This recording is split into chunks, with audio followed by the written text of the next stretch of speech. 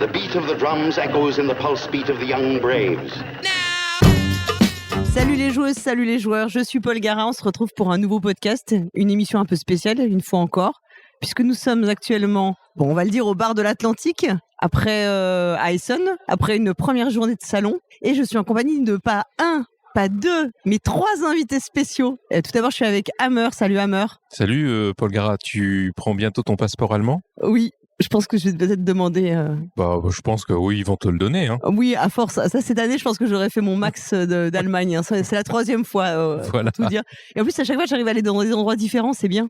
Donc, oui, on pourra dire que j'ai une bonne connaissance maintenant du tourisme allemand. Tu visites, c'est bien. Je suis également en compagnie de Julien. Salut Julien. Salut. Ouais, tu étais avec nous aussi au Spiel. Ouais, je suis le bagage de Hammer. Mais on t'avait entendu dans l'émission spéciale, puisque c'était toi, tu étais un des doubleurs des voix des personnes qu'on avait on m'a entendu.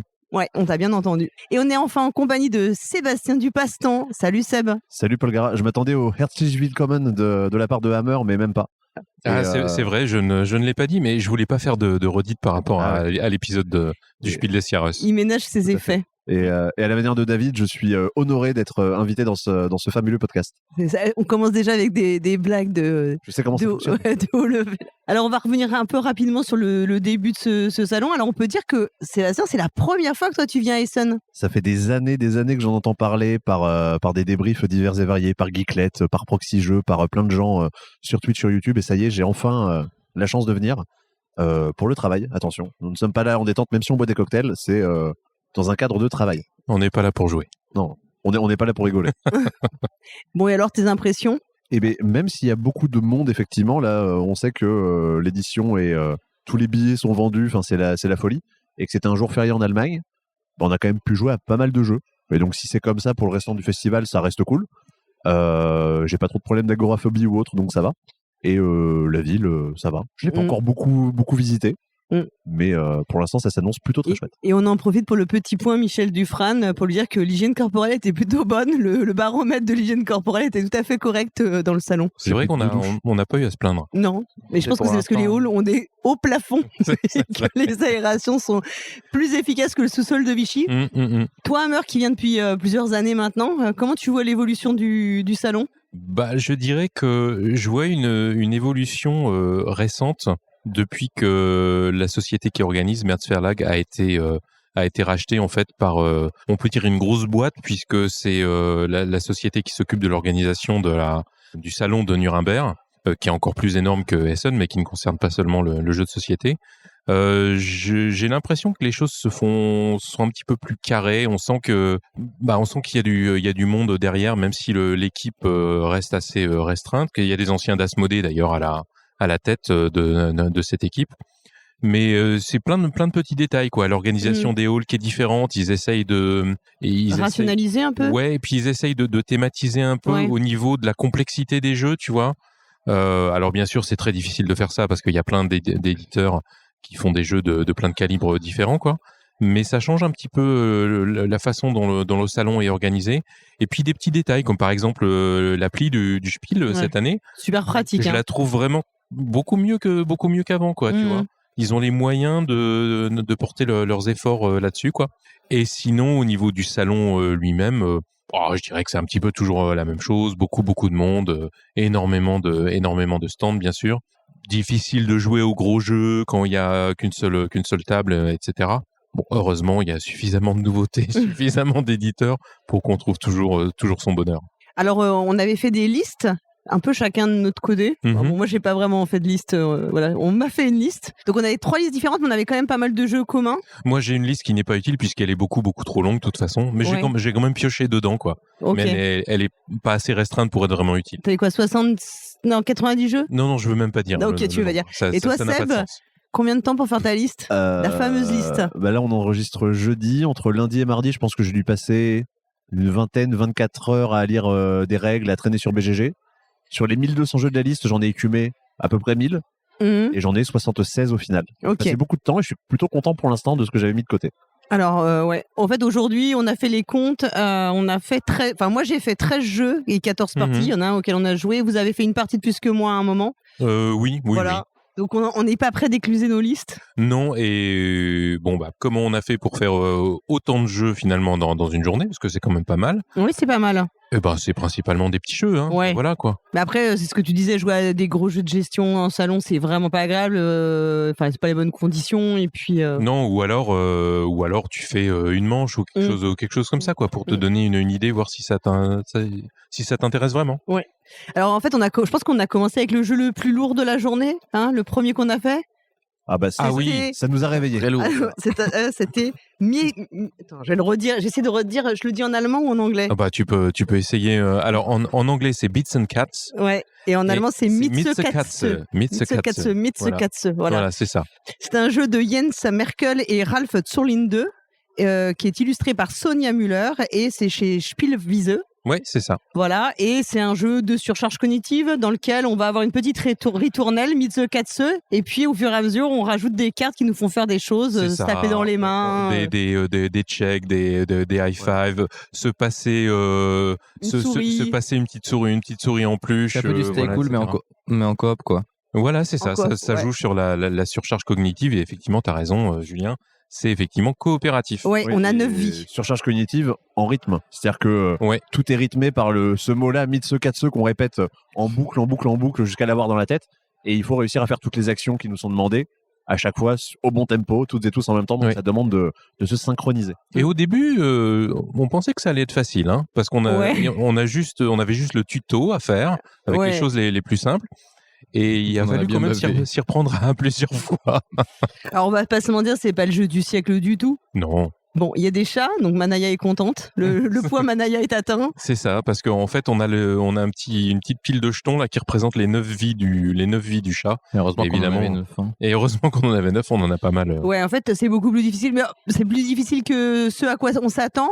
Après, ça reste super marrant. Voilà, on a bien rigolé, on avait bien aimé faire miaou en faisant des oreilles de chat. Enfin, c'est le genre de jeu qui est pas plus que ce qu'il prétend être. Mais je pense que c'est un assez bon party game. Voilà, un assez bon party game. Oui, parce que là, on a vraiment joué le premier niveau où on devait faire un nombre d'actions relativement limité, mais je pense que le jeu, on a quand même un peu sous le pied pour mettre de la difficulté avec. Je crois qu'il nous disait une cinquantaine de possibilités d'actions différentes sur lesquelles on peut tomber. C'est ce que j'ai retenu. Ouais. Donc il y a de quoi ne pas s'ennuyer. Ouais. Ensuite, on a été jouer à un jeu qui n'avait rien à voir, qui s'appelle Q, qui est un jeu de Michael Palm et Lucas Zar. Ouais, c'est les auteurs de Dorfromantik. Exactement, et c'est pas du tout le même style que Dorfromantik. Ah non, c'est un jeu de cartes compétitif dans lequel en fait on va utiliser on va avoir 8 cartes en main et on va en 2 phases. Poser ces cartes pour faire des combinaisons. Par exemple, on va miser sur des personnages si on aura le plus de cartes de la même couleur ou bien le plus de cartes de la même valeur ou bien etc. On pose 4 cartes, on lance un des challenges. Enfin, pour celui qui initie le tour. Et puis ensuite, les autres peuvent choisir de venir dans le challenge ou pas. Et en fait, après le deuxième tour, on posera nos 4 autres cartes avec un système où on peut échanger des cartes avec une rivière au milieu. Un système à la 0 pour les gens qui connaissent. On échange des cartes avec une rivière. Ouais, voilà. Et franchement, c'était pas terrible. Bon, c'était cute. Ouais. Voilà. Ouais, c'était.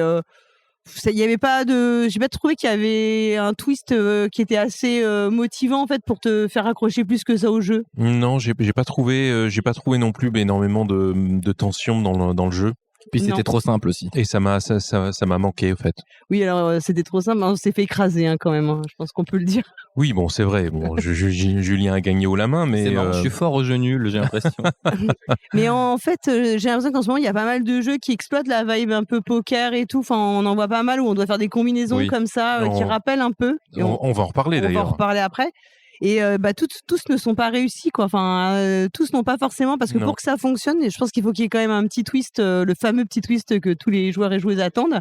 Et là, ça tombe un petit peu à plat. Je sais pas ce que tu en as pensé, Seb. Moi, j'ai trouvé que le rythme était assez bizarre, ce truc de modifier sa main, de faire un pari, et les autres vont pouvoir suivre ou non le pari, mais modifier quand même leur main. En fait, c'est une espèce de rythme un petit peu bizarre où on est toujours en train de... On n'essaie pas genre de construire sa main pour essayer de tout faire d'un coup, essayer de faire une espèce de combo un peu rigolo. C'est juste... à chaque tour, on jette la moitié de notre main et du coup, on a assez peu de contrôle. C'est pas pour ça que le jeu est pas bien, mais ça laisse une sensation bizarre justement pendant la partie. On n'a pas l'impression d'avancer quelque part. Ouais. À noter que c'est chez un petit éditeur allemand. Et si j'ai bien compris, c'est en fait... Ten Traders, ouais. Et en fait, si j'ai bien compris, c'est une dizaine de boutiques de jeux qui se sont mises ensemble en fait pour faire de l'édition. Voilà.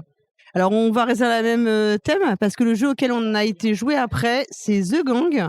Ouais. Qui va utiliser aussi la fibre poker. Alors, c'est un jeu de John Cooper et de Corey S. Qui est publié chez... alors, nous, on a joué chez Cosmos. Chez Cosmos, oui, c'est ça. Et l'illustration, c'est le studio Fiore. Ouais, qu'on retrouve souvent sur des jeux allemands. Ouais, absolument. Voilà. Donc The Gang, c'est... chez Cosmos, je me souviens de Anno 1800 par exemple, c'était Fiore. Donc dans The Gang, on va encore utiliser des combinaisons de poker, mais là ça va être vraiment plus dans le poker. Ouais, mais là c'est coop. Et là c'est bien. Voilà. Et en fait, là c'est bien surtout. Et ouais. Et en fait, le but du jeu, ça va être qu'en fonction de la main qu'on a, on arrive à communiquer parce qu'il y a plusieurs phases grâce aux jetons de mise pour indiquer en fait qui a la meilleure main. Et en fait, on doit le résoudre de façon croissante, donc de celui qui a la pire main à la meilleure. Et c'est le dernier jeton qu'on aura devant nous qui déterminera cet ordre. Et en fait, on va devoir communiquer avec les autres à chaque tour pour justement se donner ses jetons. Mais communiquer sans se parler. Et communiquer sans se parler, forcément. La seule chose qu'on peut faire, c'est justement dire moi, je prends le jeton de la meilleure main parce que je pense que j'ai la meilleure main. Voilà. Paul Garam le vole parce qu'elle pense que c'est elle qui a la meilleure main. Et on se l'échange un petit peu jusqu'à ce que l'un de nous deux craque et se dise bon, ok, j'avoue, peut-être que c'est toi qui as la meilleure main. Alors, c'est très rigolo, justement, ces discussions sans parole. Et ça reprend vraiment les sensations du poker. Oui, et puis la dynamique d'une main de poker, c'est-à-dire qu'enfin du Texas Hold'em, c'est-à-dire que tu vas avoir tes deux cartes au début, tu vas jauger de la qualité de ta main possible, puis tu as le flop, le turn et la river, voilà, ça parlera à tous les amateurs de poker. J'ai beaucoup aimé le fait que ça reprenne vraiment exactement le déroulement d'une main de poker et que ça le tourne en jeu coopératif avec en plus des bonus, des malus, etc. C'est que, enfin, moi je ne joue pas du tout au poker et dans le poker, enfin, on parle toujours du bluff et du fait que justement le but c'est de jamais qu'on sache vraiment quelle est ta main. Et là, c'est exactement tout l'inverse puisque il faut que tu arrives à faire deviner aux autres, alors pas ta main exacte, mais au moins donner un curseur sur la valeur de ta main. Et ça, je trouve ça hyper fort, quoi, d'avoir réussi à reprendre toute la mécanique du poker, enfin tout le déroulé. Et en inversant juste complètement la sensation de jeu, quoi, enfin de ce que tu vas devoir y faire. Voilà. Et donc tu vas gagner la manche si au final, on a collectivement bien estimé l'ordre de nos mains, de la plus mauvaise jusqu'à la meilleure. Tu gagnes ou tu perds la manche. Ça se joue au meilleur des 5 manches, c'est-à-dire qu'il faut gagner 3 manches ou dès que tu as perdu 3 manches, tu as perdu la partie. C'est franchement pas compliqué, c'est vraiment un twist sur le poker et j'ai beaucoup aimé les sensations que ça procure. Moi, je trouve que ça manquait un peu de la sensation de non, c'est moi qui ai la meilleure, non, c'est moi qui ai celle-là. En tout cas, dans les parties qu'on a jouées, il y a eu peu de fois où on s'est vraiment disputé pour un jeton et ça, je trouve que ça manquait un petit peu. Ça se retrouve plus dans les parties à 6. Là, on joue à 4 et effectivement. Ou des parties à 10 même, comme tu disais. Oui, il y a des gens qui ont fait ça. Et contrairement à pas mal au premier qu'on a joué, celui-là, on sait qu'il va sortir en France. Il arrive là en toute fin d'année chez Yellow. Et je pense que c'est un peu trop tard, mais si jamais ils nous écoutent et qu'on peut leur donner un petit slogan, est-ce qu'on pourrait dire que c'est le premier jeu pokeratif? Je vais déposer ce terme. Je viens de trouver à l'instant, je suis content. Ah bah écoute, elle est extraordinaire celle-là. Donc moi je dépose le terme, donc il faudra nous payer des royalties maintenant. Je vais aller chercher des avocats. Après on a joué probablement un de nos meilleurs jeux de la journée. Un jeu qui s'appelle Asteroid Dice. J'avais déjà oublié, dis donc. J'avoue que c'est moi qui ai insisté en plus pour y jouer. Alors en plus, c'était un jeu qui n'était même pas présenté sur le salon. Je pense qu'on pouvait l'acheter, mais du fait du style de jeu, l'éditeur avait pas osé le sortir. C'est un jeu avec des cartes. C'est un jeu surtout avec des dés en mousse. C'est un jeu où on se lance des trucs dessus, quoi. Oui, grosso modo. Donc c'est pas très prévu pour un salon, quoi. Ouais, voilà. Et on a été super sages parce que ils voulaient pas trop qu'on y joue, mais on a joué sans se les jeter sur la tête. Voilà, c'est ça, parce qu'on s'est dit que ça allait être un petit peu trop. Mais je pense qu'on a perdu. De fait, on perd un côté très marrant du jeu parce que le coup, on se les balance, on essaye d'esquiver, ou on court autour de la table, on fait des roulades, des trucs. Ouais, ça ressemble un peu au jeu Exploding Kittens où t'as beaucoup d'accessoires en dehors et où tu lances des trucs dessus, ou tu te frappes avec des trucs. Je trouve que c'est un peu un mélange entre un ballon prisonnier et pas un jeu de pli, mais un jeu de cartes, quoi. Ouais, ça peut être fun, mais plus quand on a de l'espace, quoi. on n'a pas exploité le fun de ce jeu. Ouais. Même si la partie qui était quand même assez rigolote aussi, c'est qu'à un moment, on va justement faire un fameux lancer de dés sur la table et pas que sur la tête des autres. Et il y a moyen aussi de dégommer le lancer de dés des autres, un peu comme on essaie de faire à Strike. Ça, pour le coup, c'est plutôt rigolo. C'est cool ça. Ouais, donc ça c'était chez Camden Games, mais je n'ai pas, je sais pas si j'ai les crédits j'ai pas les auteurs, dis donc, sur BGG. C'est pas indiqué sur BGG. Ils étaient pas à l'aise avec leur création. On les embrasse. C'était pas le jeu du siècle non plus. Ouais, franchement, je pense qu'on en mourra pas de pas s'être jeté les dés à travers la tête. Donc côté party game, je reste sur Mitsugatsu. C'était plus rigolo. drôle. T'as préféré donc plus sec que les dés.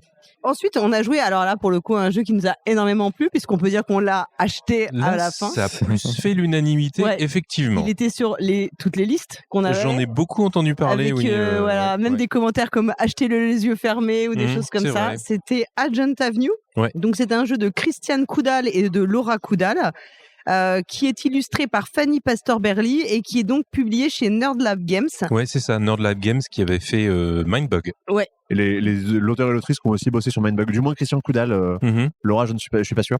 Ouais. Mais c'est un peu la même équipe créative qui est dessus. Alors c'est un jeu à deux dans lequel en fait on va avoir chacun son petit sa petite figurine sur une piste, chacun de part et d'autre. Et on se court l'un après l'autre. Et en fait, voilà, il faut arriver à passer à la fin d'un tour, qu'il y en ait un qui rattrape l'autre, en fait, qui se passe devant. Et comment on va avancer avec des cartes. On a 4 cartes en main, on doit en choisir 2. Les cartes ont des catégories et elles ont 3.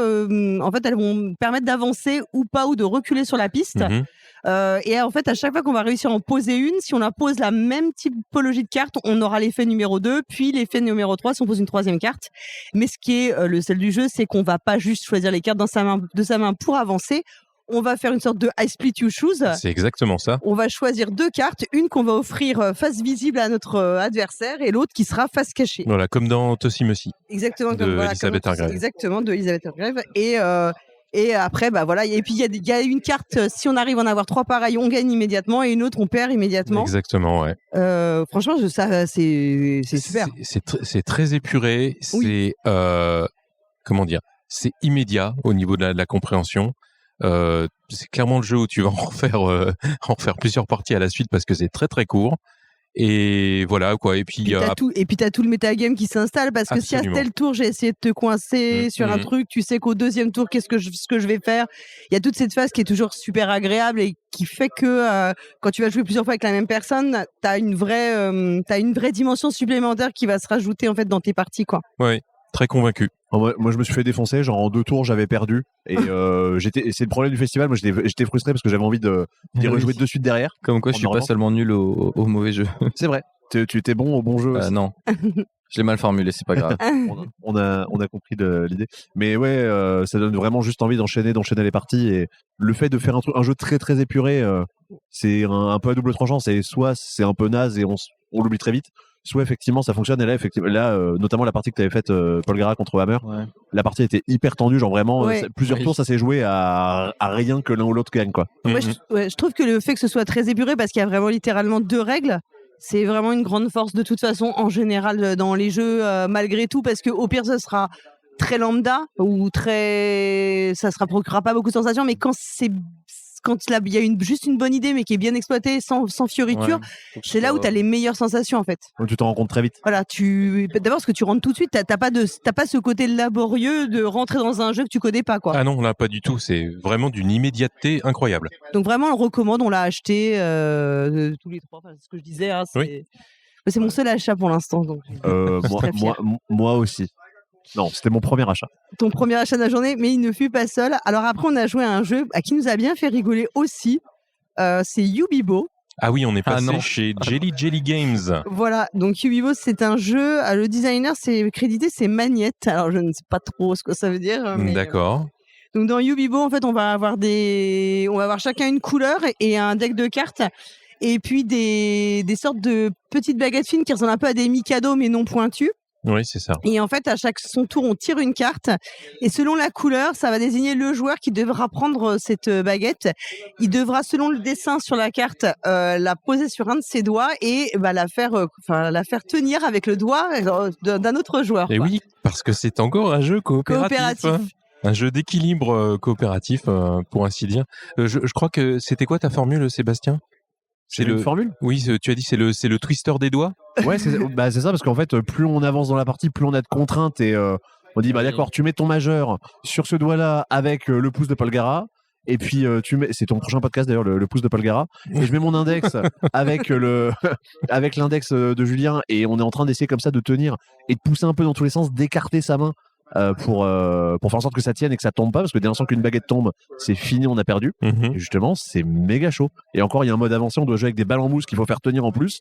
Ça a l'air horrible. Alors avec les balles en Il mousse, faut avoir des skills pour tenir des baguettes aussi. ouais. C'est moi franchement contre toute attente, parce que j'aime clairement pas trop ce genre de jeu, moi j'ai trouvé ça super sympa. Bah, là aussi c'est assez immédiat, hein. Ouais. Je veux on dire, en a refait une, hein. c'est hyper simple. On a fait, oui, puisqu'on a perdu la première assez assez lamentablement. Je voulais juste dire Jelly Games, donc c'est un éditeur japonais. Ça émane d'une chaîne de café-jeux en fait, qui est très connue au Japon. D'accord. Les Jelly Café, voilà. Et donc ouais, un jeu qui tient dans une petite boîte et que... En fait, il y a une originalité matérielle qui est pas juste gadget. Je trouve que c'est bien exploité et voilà. Alors c'est ultra dur, hein, on va pas se mentir. Hein. Franchement, moi j'imagine en plus jouer avec ça avec des enfants avec qui ont des toutes petites mains et ça doit être assez cauchemardesque. Mais franchement, moi je me tâte pour aller l'acheter. Hein, D'accord. Parce que j'ai envie de l'offrir. J'ai envie de l'offrir, moi. Ouais, voilà, c'est vraiment le genre de jeu. Oui. C'est une petite curiosité, t'as l'impression Oui, que. carrément, ouais. Bah, en vrai, en termes de party games, je pense que il est aussi fun comme It's a Caster, mais plus simple. Dans un genre très différent. Ouais.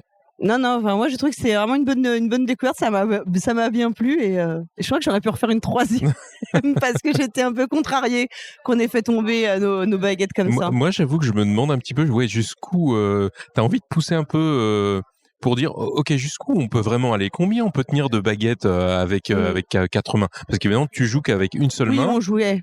Il te faut garder une main libre pour piocher les cartes. Parce que sinon ça devient compliqué. Je crois que pour l'année prochaine, ils ont prévu une version 18+, où il va falloir aussi de te faire tenir le plus de baguettes, mais pas avec les doigts. D'accord. Très bien. D'accord. C'est... J'ai rien de plus à dire, on peut enchaîner.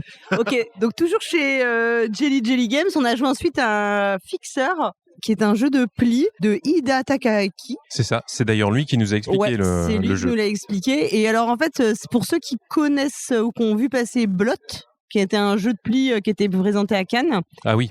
Avec les dieux nordiques, là, c'est ça? Oui, voilà, c'est ça. En fait, c'est alors genre de jeu de pli où on va jouer des plis sur plusieurs terrains, entre guillemets, ou champs de bataille, enfin, comme vous voulez le terme. Avec tes voisins. Sauf que là, on va pas jouer, chaque terrain va pas être un pli de 4 cartes, hein, avec nous, on était 4 à jouer.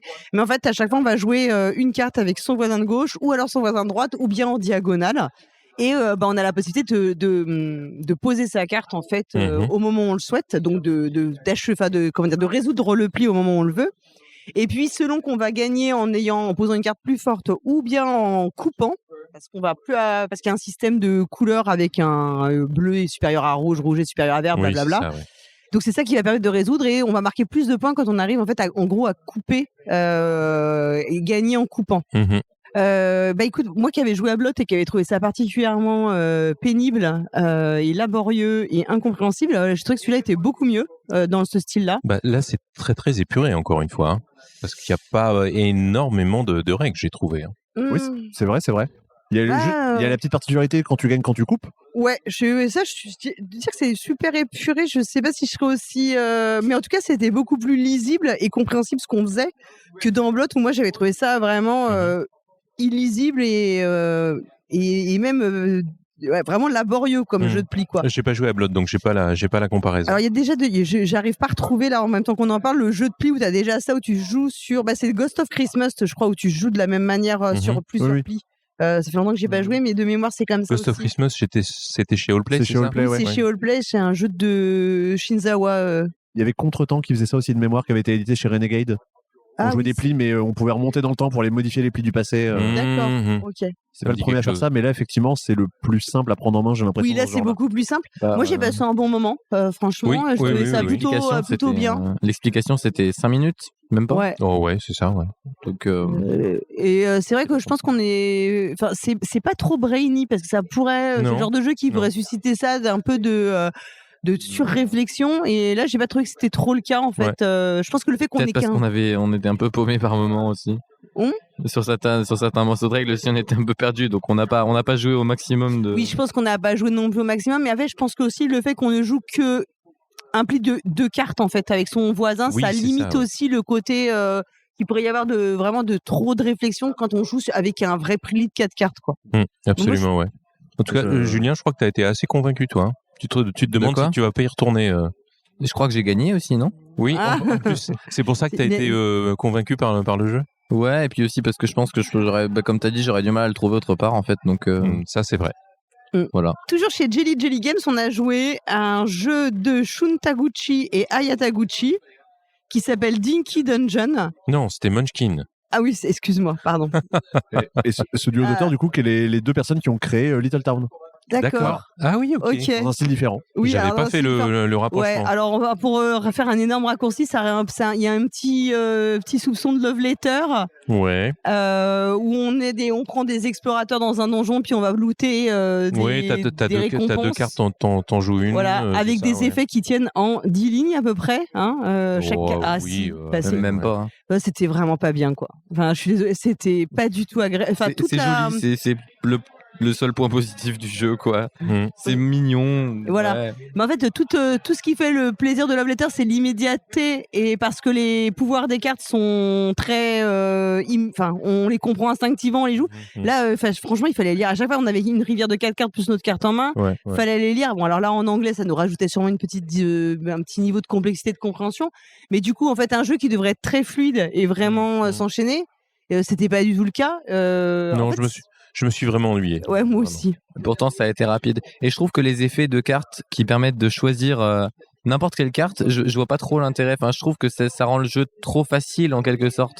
Parce que dès le départ, il y avait déjà une carte A4. La carte A4, elle était jolie et tout.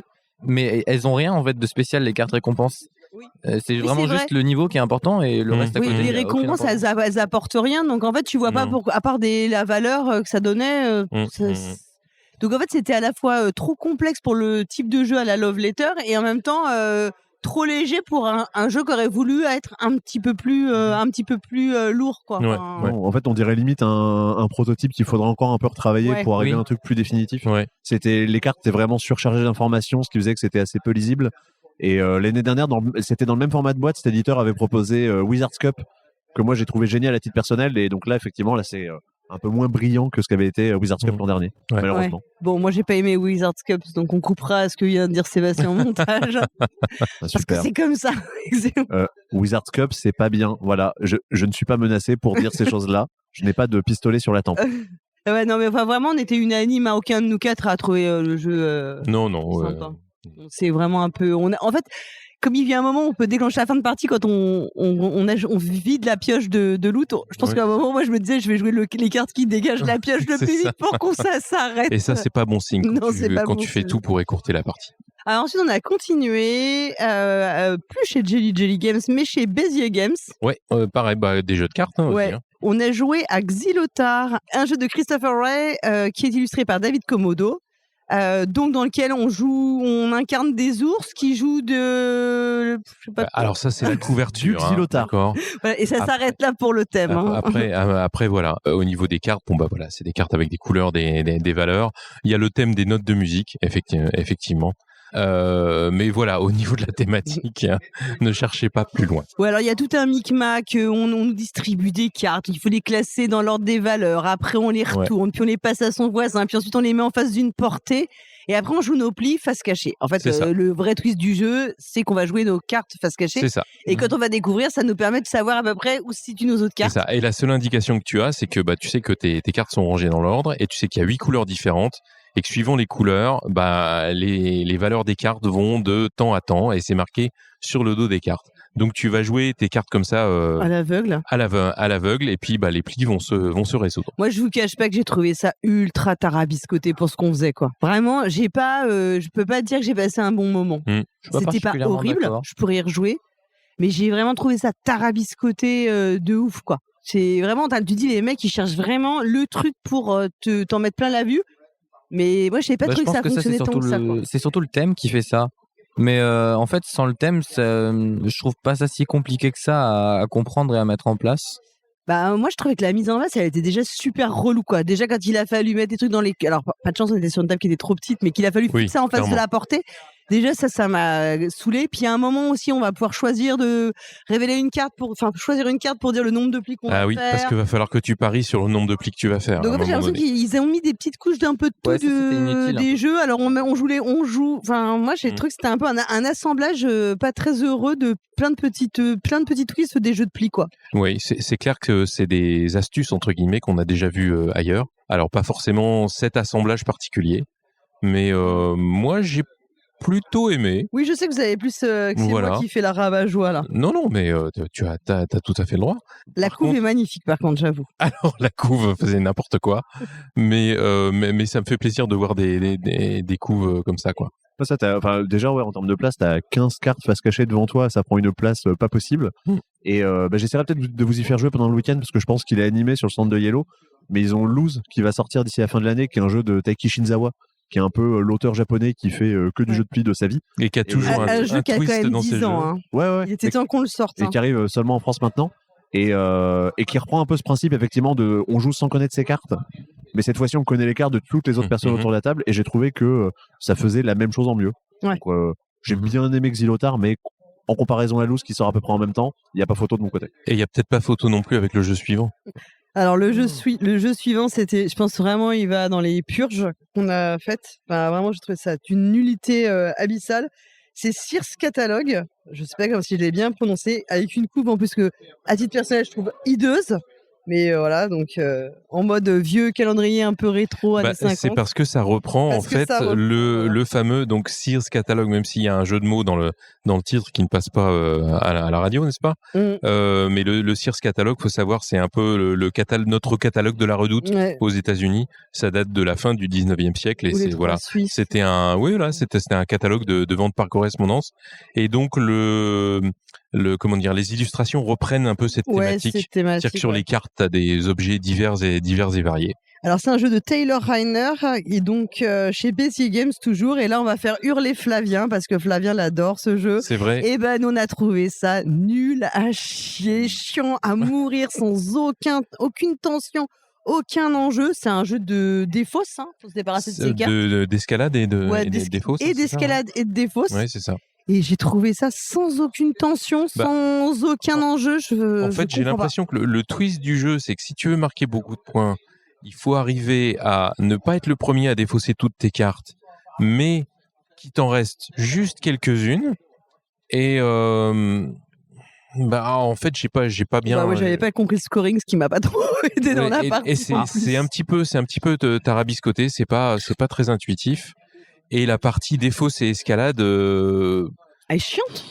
Ouais, voilà, je l'ai pas trouvé intéressant. Est-ce que vous avez trouvé ça J'ai préféré Xylotar. J'ai préféré Xylotar. Ouais. Ah oui, carrément. Mais je pense qu'effectivement, ce côté parce que tu décrivais, de se défausser de presque toutes ces cartes, mais pas tout à fait, qu'effectivement, je pense, le truc intéressant dans le jeu, c'est avec plus de parties qu'on se rendra peut-être compte de si c'est bien. Moi, typiquement, c'est en plus de toutes les cartes classiques qui sont des 2 rouges, des 4 jaunes, etc. Il y avait des cartes avec des petits pouvoirs à côté qu'on avait de plus. Ça, vraiment, j'ai trouvé que c'était une couche de gras par-dessus le kebab, quoi. Ça sert à rien, quoi. On a l'impression qu'ils ont mis ça pour donner de l'intérêt, ces cartes-là, elles ont été mises pour donner de l'intérêt au jeu, mais en fait, le jeu reste tout aussi chiant malgré ces cartes, et même ça vient de polluer tout le reste de ta partie, quoi. Il y en a un peu plus, je vous mets quand même. Ouais, c'est un peu ça, oui. Ouais, voilà. Ensuite, avec Hammer, on a été jouer tous les deux à The Lord of the Rings Duel for Middle-earth. Oui. Donc, ou Le Seigneur des Anneaux. Chez Repos Productions. Duel pour la Terre du Milieu. Donc tu as joué Sauron, et moi j'étais à la communauté. Oui, c'est ça. Oui, absolument. Et on peut dire que la communauté a sauvé le monde. Ah oui, c'est vrai. sur le fil. C'est vrai. Donc c'est un jeu de Antoine Boza, Bruno Catala Ouais. qui est illustré magnifiquement par Vincent Dutray. Ça, c'est vrai. Et donc comme tu l'as dit chez Repoprod. Mhm. Et c'est un jeu qui reprend grandement la mécanique de Seven Wonders Duel. Oui, c'est ça. Si vous avez joué à Seven Wonders Duel, vous serez pas surpris. La mise en place des cartes avec la pyramide, les cartes face cachée, les cartes face visible. Par contre, moi, j'ai trouvé que... Alors on peut dire les spécificités juste, c'est que Oui, il y a voilà. toujours l'histoire des jetons, un peu comme pour le scientifique. Mhm. Mais le militaire, au lieu d'avoir juste les symboles et de voir qui a le plus de Oui, c'est puissance, ça. en fait, on voit le militaire, ça va nous permettre de poser des unités ou bien de construire enfin, c'est surtout poser des unités sur une sorte de petite Une carte de la Terre du milieu. Voilà, c'est ça. et où on peut l'emporter si on arrive à être finalement à occuper les sept territoires. C'est ça, oui. Il y a plus de conditions de victoire immédiates. Et puis même... Il n'y a pas de point de victoire, par contre. Non, On ne peut pas gagner au point. En cas de fin de partie, s'il n'y a pas eu de victoire immédiate, eh ben, on verra qui c'est qui a la majorité sur le terrain, quoi, sur cette carte, quoi. Alors, je vais faire ma grosse rabat-joie parce que j'ai entendu beaucoup de retours sur le jeu disant non, c'est pas comme Seven Wonders Duel. Bon, les retours étaient ultra enthousiastes et tout. Bah, moi, je suis désolée, j'ai trouvé que ça ressemblait quand même à beaucoup à Seven Wonders Duel, en vrai. On voit bien, alors c'est bien thématisé, ça, je peux pas dire le contraire. Les visuels font énormément pour le charme global du jeu. Ouais. Mais enfin, mécaniquement, j'ai pas trouvé ça transcendant. En fait, par rapport à Seven Wonders Duel, j'ai pas vu. En fait, il y a plus de tirs à la corde que dans Seven Wonders Duel, et on sent vraiment bien la filiation quand même. Par contre, globalement, je trouve que c'est plus accessible, c'est moins complexe. Il y a des petites règles qui sont parties. Ok, moi je l'avais pas vu comme ça. Après, je pense que si t'es fan du Seigneur des Anneaux, oui, tu vas aimer le jeu, hein, c'est sûr. Ouais. Mais je sais que Sébastien avait un avis là-dessus aussi. Hein. Oui, ça, c'est que en fait, toutes les petites règles, notamment sur l'argent qu'on gagne quand on défausse une carte et sur le fait que tout est thématiquement plus cohérent. Genre dans Seven Wonders Duel, un truc qui est relou à expliquer, c'est le fait que les ressources qu'on a, on les dépense pas, on les possède. Là, vu que c'est représenté par en gros des compétences, bah, c'est logique qu'on n'ait pas à les dépenser. C'est logique qu'on les ait toujours à disposition et qu'on n'ait pas à les payer. Le militaire, c'est pas un tir à la corde. On est en train de faire une mini partie de Small World, genre j'ai des unités, je les déplace, et quand il y a deux unités qui se rencontrent, elles s'annihilent toutes les deux. Donc en fait, plein de petits points de règle qui sont des trucs un peu relous à expliquer dans Seven Wonders Duel ont été retirés là. Et en fait, c'est pas un jeu, même pour les gens qui écoutent le podcast, je pense pas que c'est un jeu qui est spécialement pour LZE parce que c'est des gens qui connaissent déjà les jeux de société. C'est surtout un jeu pour les gens qui vont voir un jeu Seigneur des Anneaux dans les rayons, qui vont ni connaître Seven Wonders ni Seven Wonders Duel et qui vont l'acheter. Ça va pas leur tomber des mains parce que justement tout a été assez épuré pour être joué par le plus grand nombre et justement pour après se rendre compte que les jeux ça peut leur plaire et jouer à d'autres trucs derrière. Moi, je vois pas trop la différence en termes de règles. J'ai pas l'impression qu'ils aient enlevé grand chose. En fait, je vois pas trop. Je vire une carte et je prends de l'argent. La seule différence, c'est qu'au lieu d'en prendre 2 pièces, je prends un nombre de pièces en fonction de l'âge. Et le truc des ressources, c'est exactement la même chose. Je vois pas trop la différence, en fait. Non, parce que les ressources. Peut-être que c'est mieux matérialisé d'un point de vue ergonomie, mais je vois vraiment pas la différence. En fait. Chaque ressource qui te manque, ça coûte une pièce. Peu importe ce qu'a ton adversaire, normalement, ça coûte plus cher. D'accord, ça c'est. Et normalement, tu sais, dans Seven Wonders, tu possèdes la production de bois, de la production de pierre, mais c'est pas de la monnaie que tu dépenses. Là, c'est pareil. Non, mais ça, pour quelqu'un qui joue pas, c'est un peu étrange. Mais c'est exactement pareil dans le jeu. Là, vu que ça représente genre de l'agilité, de la force et du combat, enfin, et de l'intelligence, c'est logique que c'est pas des choses que tu perdes. Tu vois que tu dois les posséder pour acheter ta carte. Mais c'est logique thématiquement que tu les perdes pas. Alors c'est logique thématiquement, mais mécaniquement c'est exactement pareil. Non, bien sûr, mais c'est plus facile à appréhender. C'est ça que je veux dire. Bon. Ouais, je suis pas trop convaincu quoi. Après voilà, on va dire que oui, c'est cool que ce soit le Seigneur des Anneaux, mais bon, voilà. Moi je suis un peu dubitatif quand même sur le fait de faire ce jeu. Je suis désolé. C'est moi qui ai le dernier mot de toute façon. Alors que le jeu de Pli, le Seigneur des Anneaux qui arrive l'année prochaine. Le jeu de Pli, le Seigneur des Anneaux qui arrive l'année prochaine. Non, mais si vous voulez jouer à un bon jeu du Seigneur des Anneaux, jouez au Seigneur des Anneaux de Knizia. Franchement, allez-y. J'ai jamais joué, ça fait des années que j'en entends parler, ça a l'air tellement bien. C'est bien, et puis c'est un très bon jeu sur le thème du Seigneur des Anneaux, avec aussi de très belles illustrations de John Ho. Donc, allez-y. Au moins, c'est le point commun magnifique. Ou le JCE. Vous avez joué après 100 mois à un très bon jeu. Votre favori. C'est un mensonge. Je suis allé sur le le stand d'Evir avec Julien. Il y a plusieurs jeux qui m'ont attiré l'œil sur le stand d'Evir, mais qui sont des plus gros jeux. Ça va peut-être être un petit peu difficile d'y jouer pendant ce salon.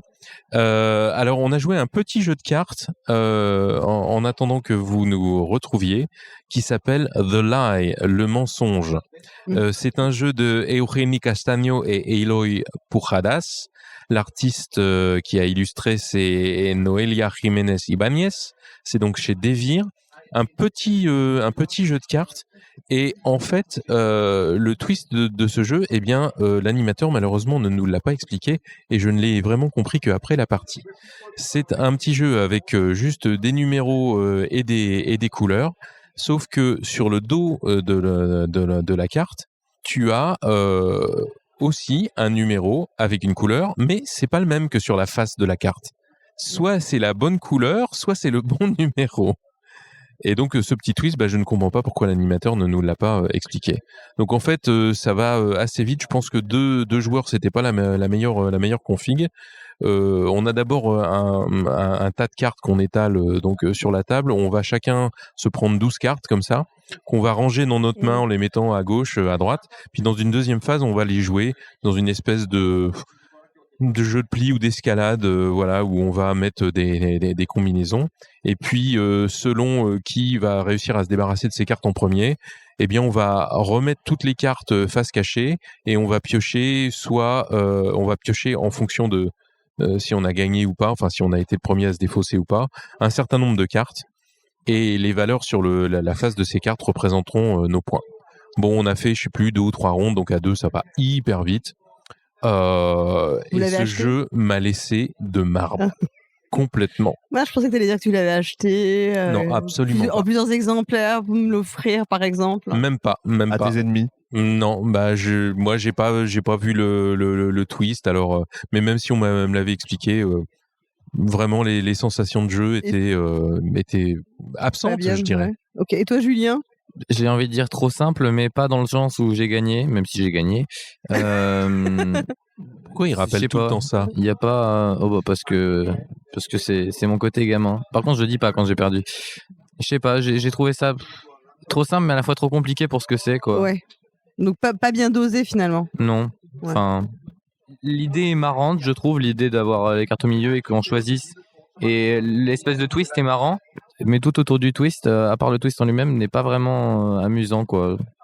Voilà. Ok. Alors ensuite, c'était l'heure du goûter. On est allé manger des gaufres. Ah oui, c'est vrai.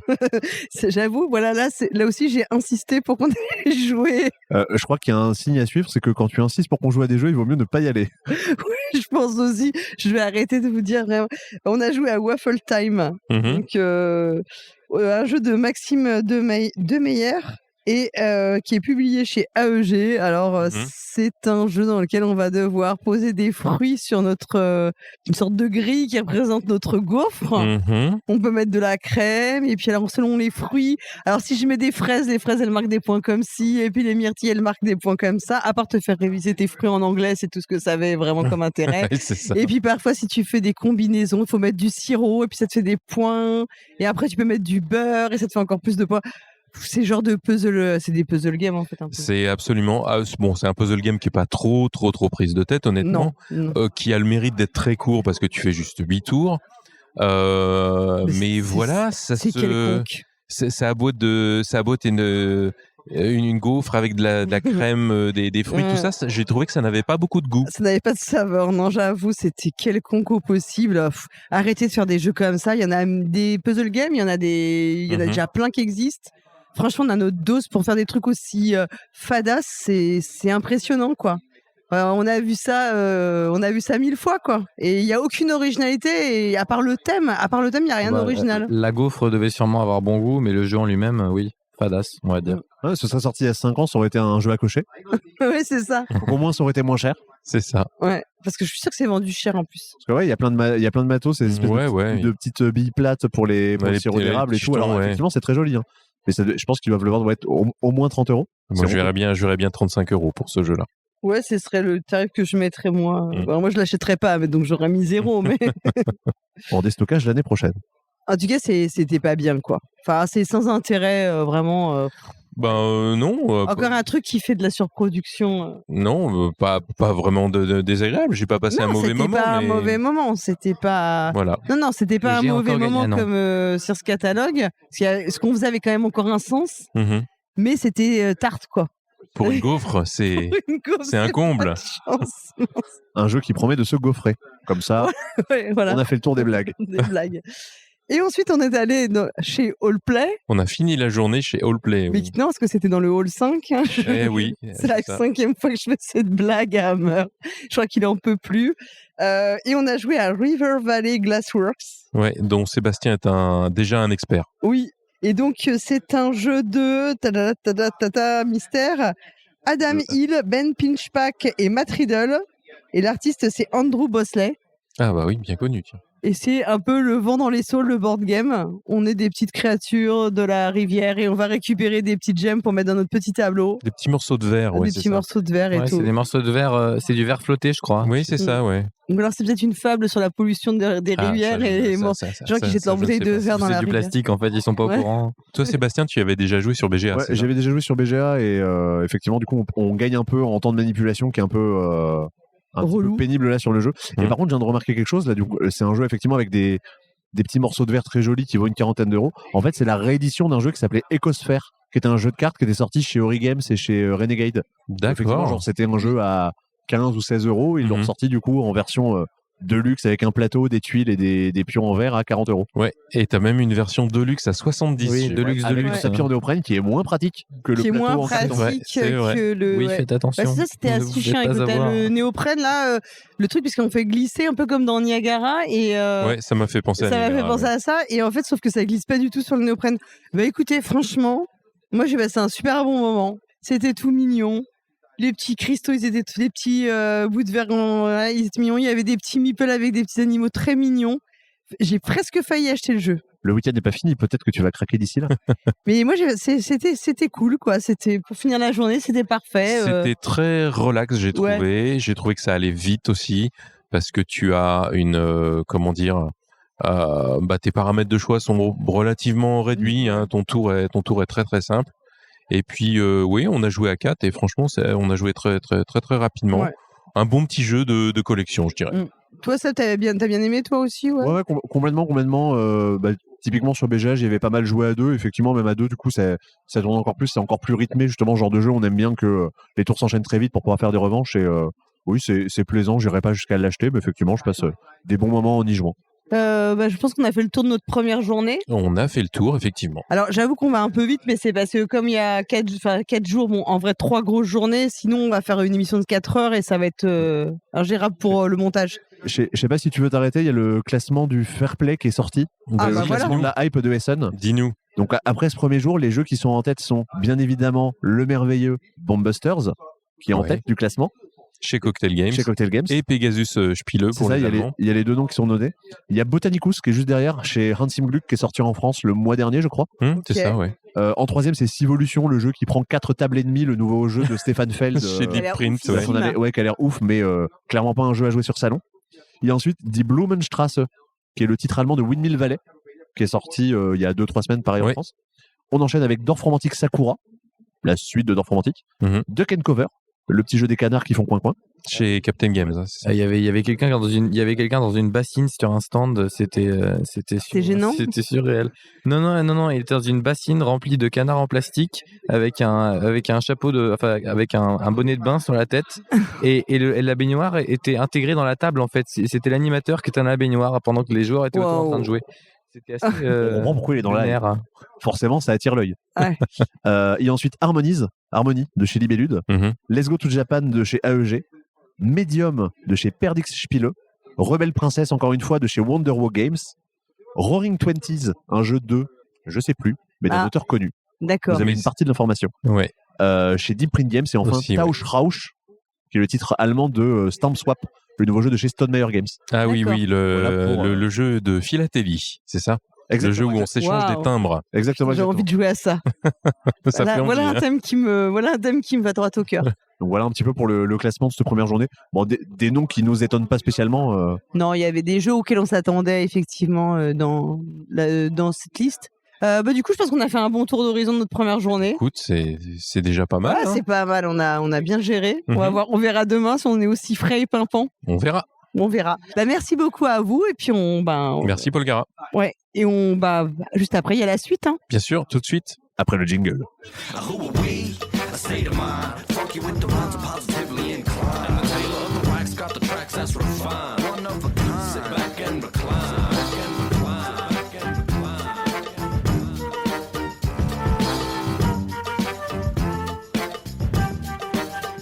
Alors on se retrouve pour ce débrief du jour 2 et 3 parce que hier on n'a pas fait de débrief hein. On aurait pu faire semblant. On aurait pu faire semblant et faire en 2 fois mais non. On est toujours en compagnie de Hammer, Ouais, toujours là. toujours là, et de Seb, Coucou tout le monde. Sébastien du Passe-Temps. C'est moi, ça y est, j'ai été anobli pendant le week-end. C'est bien, bravo. En même temps là t'as beaucoup donné de ta personne, on t'a vu courir dans les allées avec des sacs de jeux improbables. Tout à fait. Le passe-temps, c'est une boutique à Toulouse. Non alors là c'est attention hein, monsieur, hein, vous êtes dans un podcast indépendant ici. Ah, c'est vrai. Ce sera donc bipé. Alors, on a attaqué. Écoutez, alors déjà, il faut dire, c'est que vendredi matin, on a réussi à jouer à 4 plutôt bons jeux d'affilée. Ouais.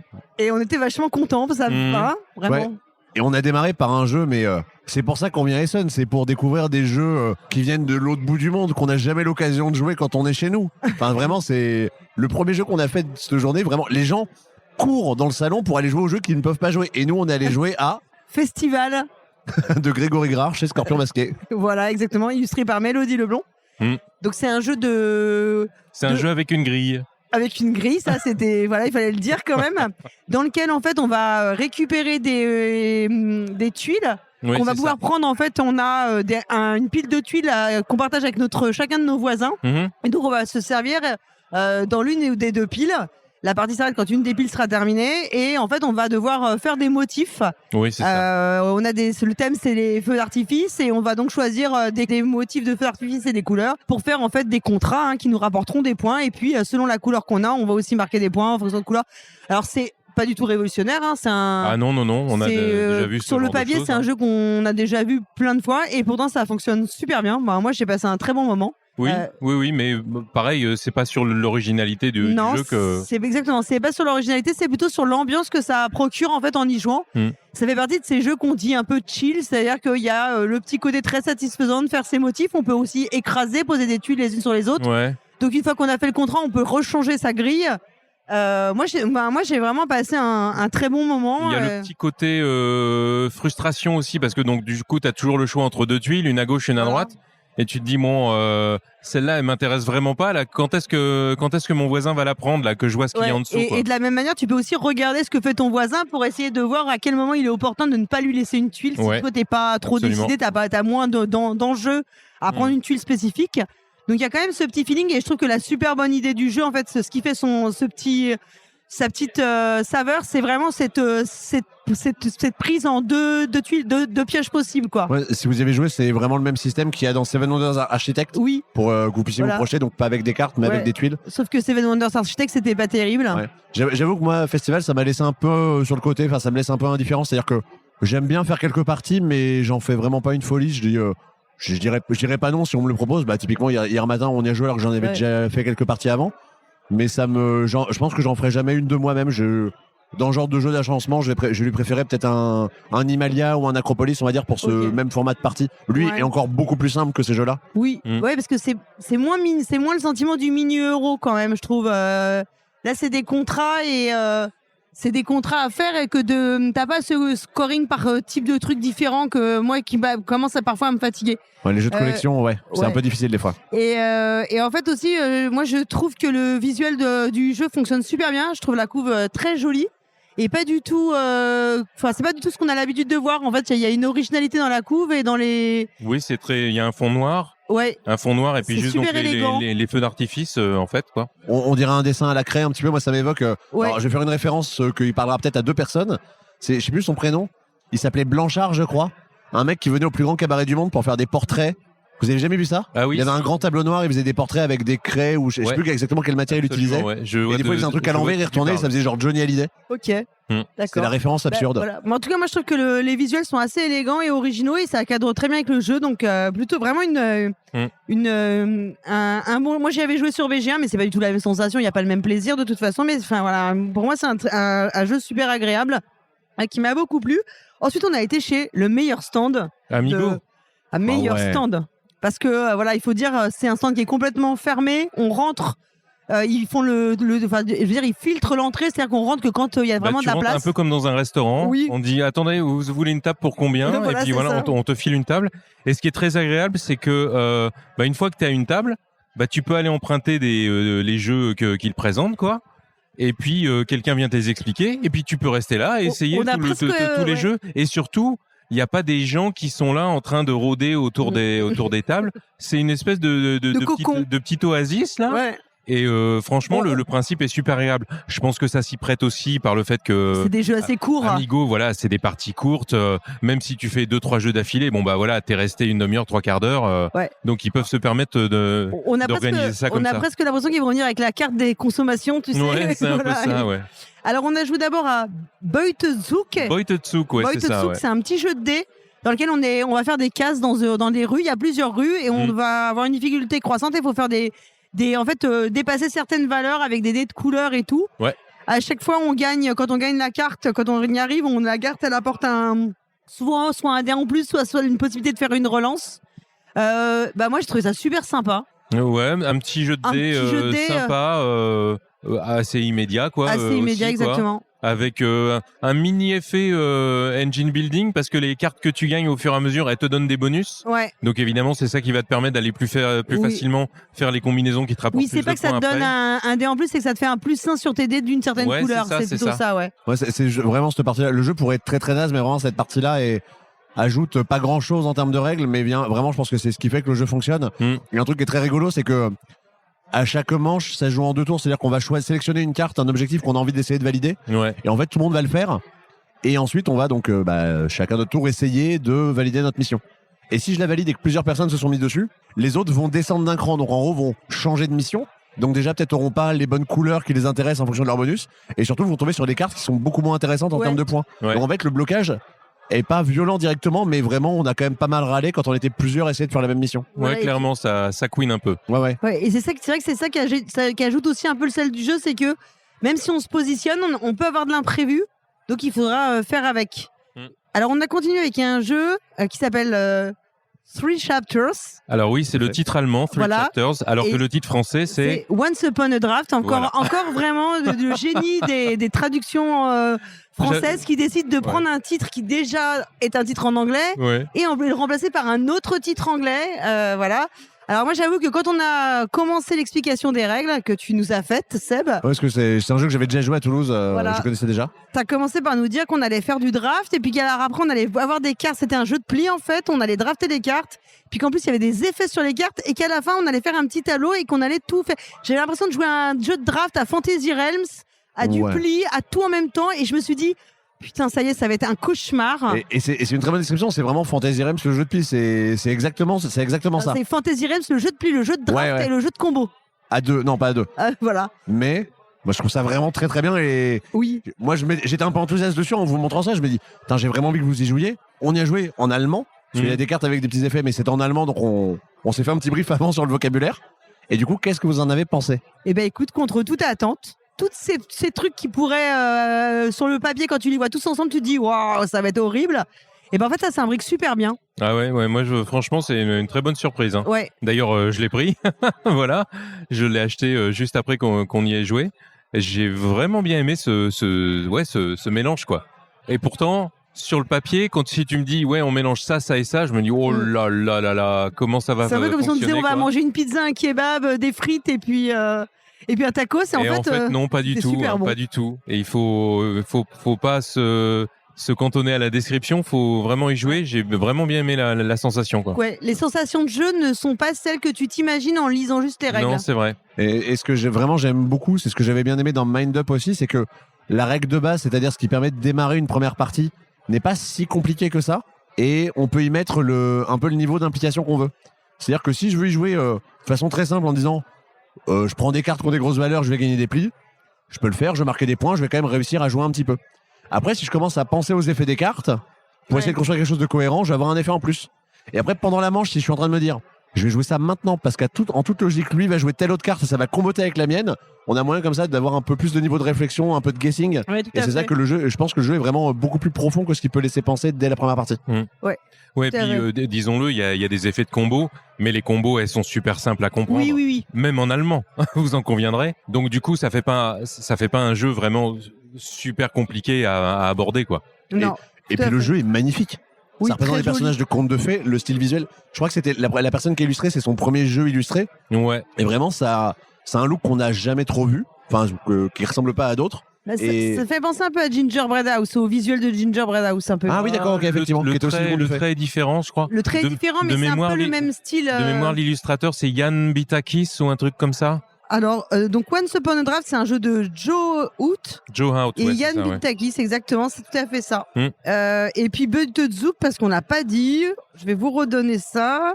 C'est un jeu de Florian Nadler et c'est illustré par Christian Effenberger. Donc ouais, un jeu qui a remporté les suffrages. Moi, pour le coup, je l'achèterai en français parce que pour y jouer avec notamment avec mes enfants, enfin avec c'est ma fille, c'est pas possible de lui. Je pense que je pourrais lui faire passer, mais ça ferait une difficulté supplémentaire. Oui, non, c'est pas la peine. Ensuite, on a été chez Abacus et on a joué à un petit jeu de cartes. Un jeu de 2 auteurs amateurs, Voilà, un certain Wolfgang Kramer et un certain... Michael Kissling. Voilà. Je crois que c'est une norme, et c'est-à-dire qu'on est obligé de dire ça, que ce sont des petits amateurs. À chaque fois qu'on parle d'eux, c'est la phrase obligatoire à sortir tout le temps. Oui, c'est voilà. Donc Upper Down, c'est un jeu illustré par Marek Blaha. Alors c'est un jeu de cartes, on a juste des cartes qui sont numérotées de 1 à 102, quelque chose, ouais. comme ça. Mhm. En fait, on va placer 6 cartes de façon circulaire et on va avoir une main de cartes de 3 cartes. Ouais, je crois que c'est ça. Et le but, c'est, si vous vous souvenez de Ohanami, ça va être de placer des cartes dans des colonnes, De 3 faire des colonnes max. séries croissantes ou décroissantes. Voilà, mais là on va devoir faire des séries, on va devoir choisir si on les met en croissant et décroissant dans Ohanami, on peut les mettre de part et d'autre, là Ouais. ça va pas être le cas. Et en fait, l'originalité du jeu, c'est la prise de cartes nouvelles, puisqu'on va prendre une carte de sa main et on va la placer selon la valeur, parce qu'on a trié les cartes par valeur dans le cercle, on va devoir l'intercaler et on a le droit de prendre soit la carte à gauche, soit la carte à droite. Eh ben, c'est tout bête. C'est tout bête, mais c'est top. Mais alors, qu'est-ce que ça marche bien? Alors, par contre, autour de la table, il n'y a pas beaucoup de bruit, hein. Tout le Non. monde est en train de réfléchir à se dire qu'est-ce que je vais pouvoir prendre comme carte. Oui, on se Ah. tape pas les mains sur les cuisses. Hein, Non, alors par contre, ça râle. Oh non, c'était absolument celle-là dont j'avais besoin. Attention, elle va poser une carte. Mais il y a ce moment qui est marrant où les 3 cartes avec lesquelles on se retrouve en main, genre je sais pas, j'ai le 10, le 20, le 30, et du coup je suis obligé de les poser sur le créneau qui est 2, 34. Ouais. En fait, j'ai pas de choix, je suis obligé de poser là, et c'est Ouais. là où vraiment je râle en me disant, mais j'aurais dû penser à pas piocher ça, parce que Ouais. quand on refait sa main, on peut prendre des cartes soit face cachée, soit face visible, et donc ça laisse une petite tentation de dire, ah cette carte elle m'arrange pas trop, peut-être que l'autre elle sera mieux. Ouais, mais au moins je suis sûr d'avoir plusieurs choix autour Ouais, d'après. d'avoir c'est, des choix, ouais. Il y a c'est... une vraie stratégie dans la main qu'on garde, Ouais, les ouais. 3 cartes qu'on arrive à Ah garder oui, en main oui, pour avoir des carrément, ouais. valeurs. En fait, il faut vraiment essayer d'avoir des valeurs qu'on pourra intercaler à plusieurs endroits possibles pour se laisser le plus de choix. Et en fait, tout ça, ça fonctionne super bien. Bah oui, parce que tu peux faire au maximum 3 séries, Ouais. hein, croissantes ou décroissantes. Et Voilà. si jamais tu te retrouves à un moment donné Bloqué. bloqué, bon bah t'as pas tout perdu, mais tu vas être obligé de fermer une série pour en commencer une nouvelle. Et ta série, elle va juste te rapporter le nombre de cartes qu'il y a dedans, quoi. Alors que ce que tu essaies de faire, c'est d'essayer de mettre des cartes de même couleur dans une série parce qu'elles vont servir de multiplicateur pour marquer les points en fin de partie, quoi. Franchement, ça marche super bien. Ouais. J'ai juste été un tout petit peu frustré parce que justement moi je m'attendais à ce que cette chose-là arrive un peu souvent, et au final sur les 4 il y a qu'une seule personne, à savoir toi Hammer, qui Ouais, s'est retrouvé c'est à vrai, faire ouais. péter une série. J'ai j'aurais été bien- surpris aussi, ouais. Et j'aurais bien aimé justement qu'on râle un peu plus et que le jeu soit un peu plus méchant envers nous là-dessus. Donc Mais peut-être c'est que parce ça qu'on se voit est dans très, d'autres très parties. bon. On Ah est oui, très très bon. bien sûr. On est très, voilà. Ou on a eu de la chance, va savoir. Ouais. En tout cas, très bonne surprise. Ouais, hein. très bonne surprise. Moi, je l'ai acheté, franchement, en plus 8 €. Enfin, vraiment. Ah oui, c'est un tout petit jeu de cartes. Hein. petit jeu de cartes, format un peu, les Game, formats The The Mind, tout ça. hein. Oui, c'est ça, ouais. Ensuite, on a été jouer à un jeu où j'ai été ultra performante. Ça s'appelle Cat and the Tower. Mhm. C'est un jeu de coop d'adresse dans lequel on va monter une tour dans laquelle on va devoir poser des petits meeple chats et Ouais. les faire grimper. Faut faire grimper le petit chat Toto. Enfin, faut essayer. Ouais, faut essayer. Donc, à son tour de jeu, on peut soit poser un chat, soit augmenter les étages de la tour. Mhm. Et bien sûr, les murs qu'on prend ne sont pas de la même taille, donc forcément, on va avoir une tour qui... Oui, la tour, c'est une tour en papier parce qu'on l'a pas dit, c'est un éditeur japonais. Oui, Donc les maisons sont en papier là-bas, c'est bien connu. bien n'est-ce pas connu. Donc c'était chez Arclight Games. Arclight, ouais. Et oui, poser ces étages. Mais alors, moi qui suis vraiment pas fort dans les jeux de dextérité, franchement, ça m'a stressé ce jeu. Vous pouvez pas savoir. Ouais, c'est ça, je pense, la très bonne idée, c'est les morceaux qu'on va venir mettre pour construire la tour sont contraints par des cartes, et on est obligé de mettre 2 murs qui n'ont pas la même hauteur, quoi. C'est Oui. une maison faite par numéro bis, quoi. Ça n'a, c'est Exactement ça. En fait, ouais. c'est un truc qui est tout con, mais je pense que c'est vraiment la très bonne idée que, même en ayant les mains stables, en étant Mhm. habile, ça va forcément être bancal à un moment ou un autre, et souvent très très vite, et je pense que c'est Ouais. ça qui fait vraiment que ça fonctionne. Alors, il y a même des gens qui, c'est même pas en posant ça qu'ils ont fait tomber la tour, puisque ils ont lâché le truc qui venait de prendre sur la tour. Donc ça, c'est moi. Ça a été filmé en plus. On diffuse un extrait.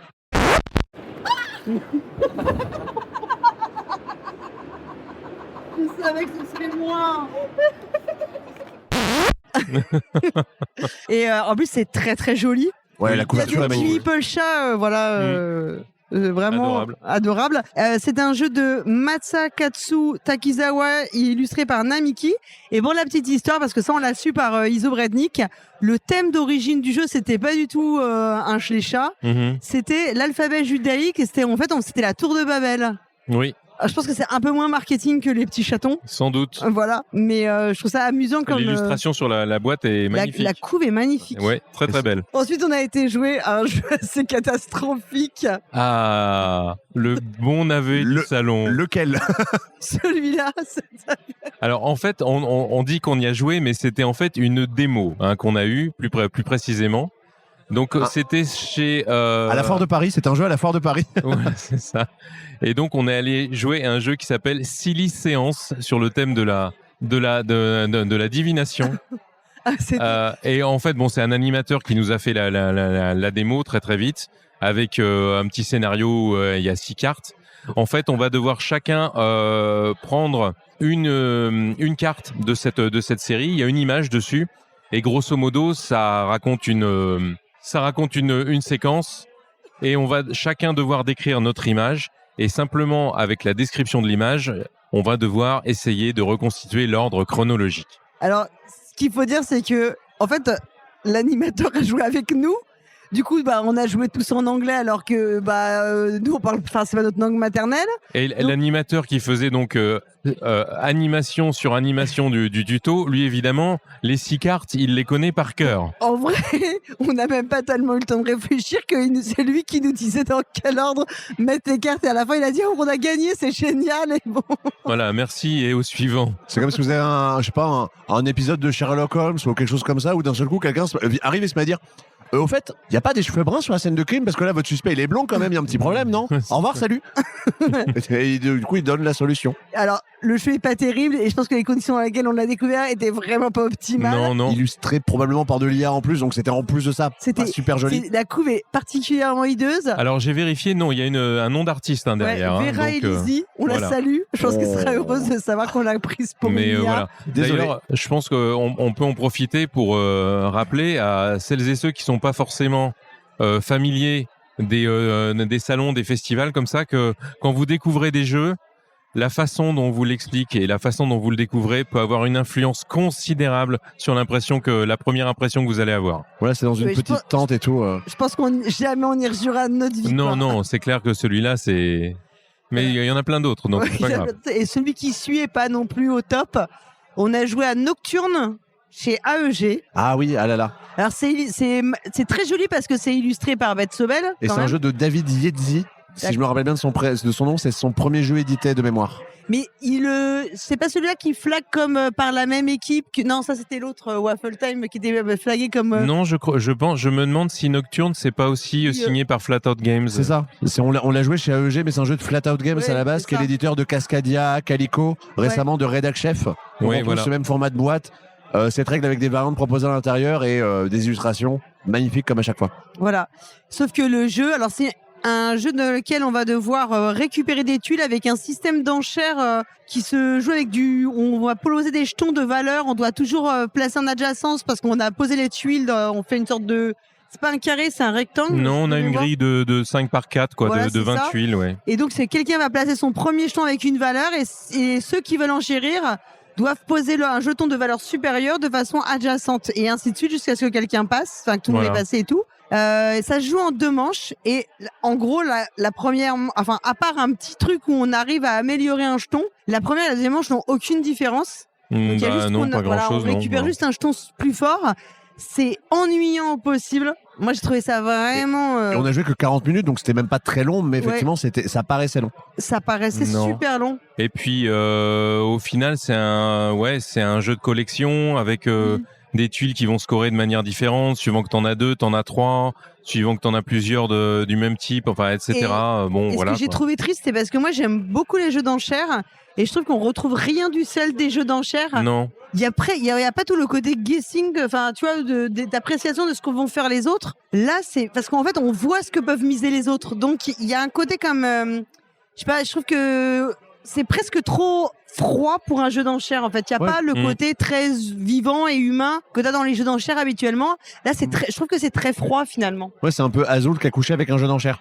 Ouais, effectivement, j'ai pas passé une très bonne partie, mais justement pour ce côté calculatoire, j'aimerais bien rejouer à 2.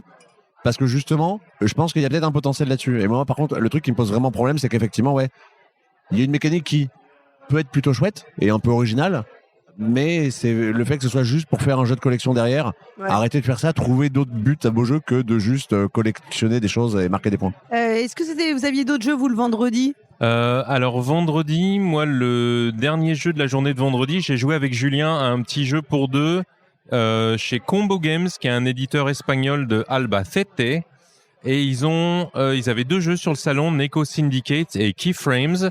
Et Keyframes, c'est un jeu de Isra et Shay, donc les auteurs de Château Blanc, La Cathédrale Rouge, etc. C'est un tout petit jeu pour 2. Pareil, un jeu de collection, mais c'est un peu plus qu'un jeu de collection. Et puis surtout, tu as une rivière commune dans laquelle tu vas piocher, et il y a pas mal tu fais pas mal de contre-draft en fait. Il y a des cartes que tu vas prendre pour empêcher l'autre de les avoir, de finir sa séquence. Le thème du jeu, on réalise des séquences d'animation. On a des images. C'est cool comme thème, ça. Ouais, c'est assez original. Et donc, tu as des séquences de différentes longueurs qui, évidemment, à la fin, vont te rapporter de différents points. Et tu essayes comme ça, on fait, je sais plus, 3 ou 4 manches comme ça.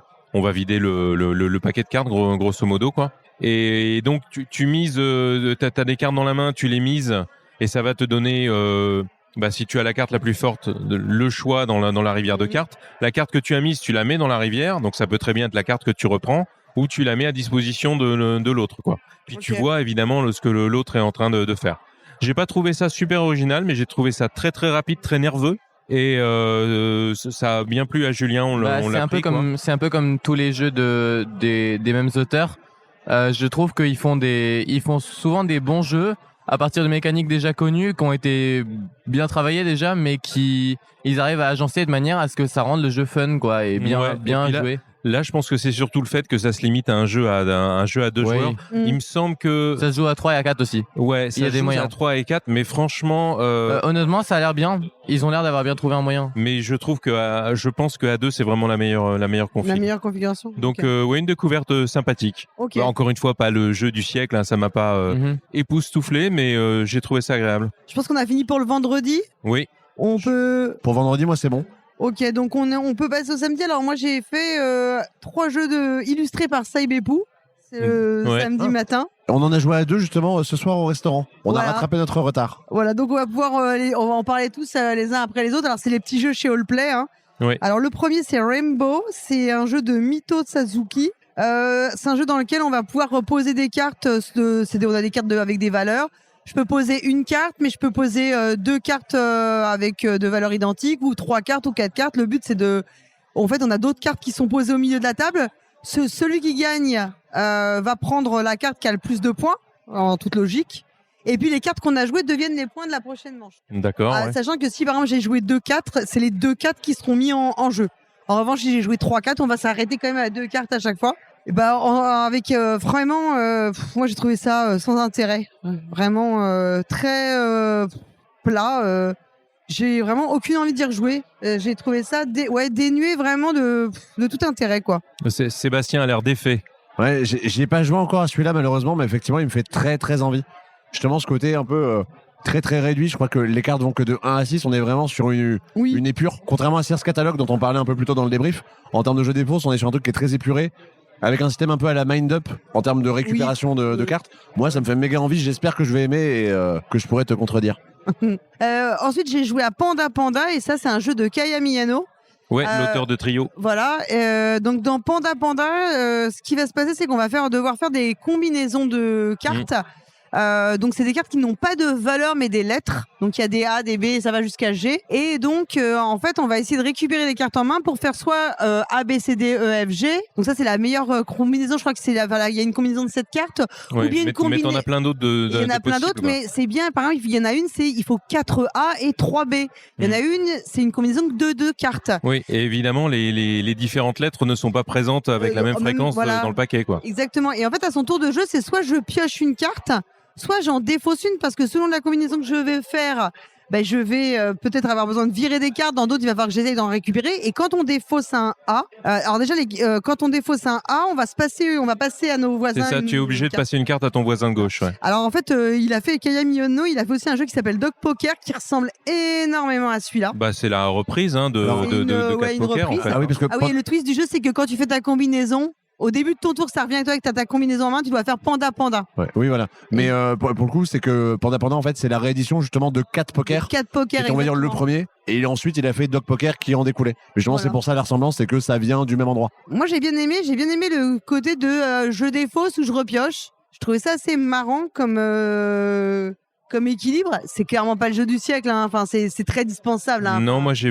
pas. Vous attendez pas à Trio, hein. Non, et j'ai pas trouvé que c'était.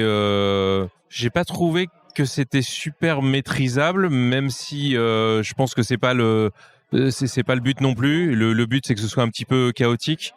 Mais moi, ça m'a laissé un petit peu dubitatif. Je suis content d'y avoir joué, mais j'ai pas forcément envie d'y retourner.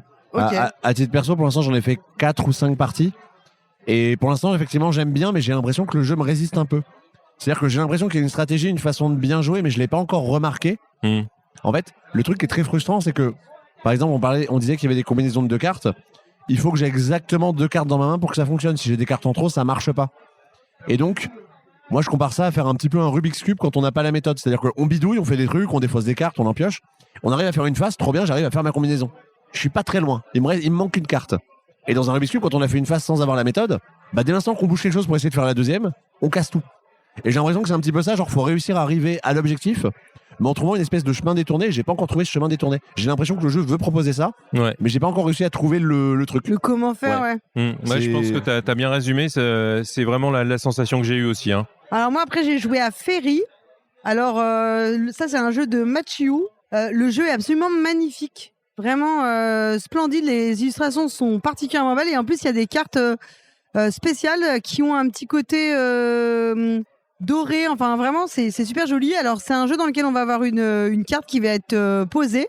On sait que les cartes vertes par exemple elles vont de telle valeur à telle valeur, les cartes jaunes de telle valeur à telle valeur, etc. On sait combien il y a de cartes et avant qu'on retourne la première carte de la pioche, on n'a pas de carte en main, on va devoir dire si on pense que la carte qui va arriver est plus élevée ou plus basse, on choisit. Donc pouce levé pour plus élevé, pouce vers le bas pour dire plus une valeur inférieure, la main à plat pour dire que ce sera une carte de la même couleur et ou la main comme si on attrapait quelque chose pour dire que on aura une fée. Et les fées, il y en a que 3 dans le jeu.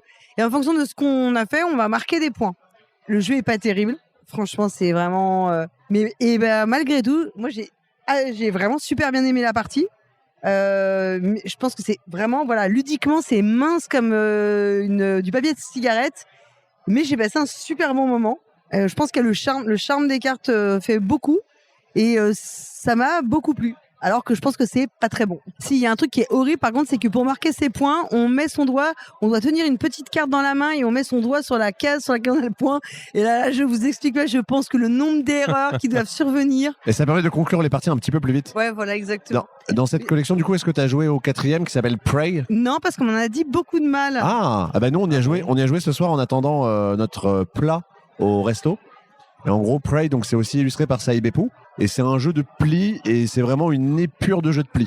En gros, on a vraiment juste 4 couleurs, des cartes de 1 à 12, vraiment très classiques. Je joue une carte, on suit à la couleur, il n'y a pas d'atout, on se prend pas la tête. Il y a 2 twists, c'est que le but pour gagner la partie, pour marquer des points, c'est d'atteindre un pari qu'on a fait. Mais le pari, on n'a pas choisi combien on misait, on a juste lancé 2 dés. Je fais 2 et 4, faut que je gagne 2 plis ou 4 plis. Si je fais un 6, il y a une petite particularité, le 6, il vaut soit 6, soit 0.